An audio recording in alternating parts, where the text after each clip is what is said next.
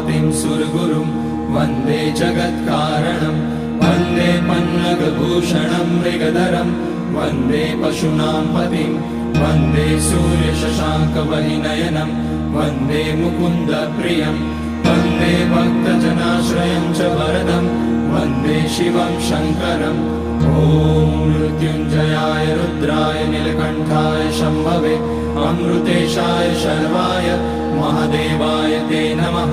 नमस्तेऽस्तु भगवन् विश्वेश्वराय महादेवाय त्र्यम्बकाय त्रिपुरान्तकाय त्रिकाग्निकालाय कालाग्निरुद्राय नीलकण्ठाय मृत्युञ्जयाय सर्वेश्वराय सदाशिवाय श्रीमान् महादेवाय नमः।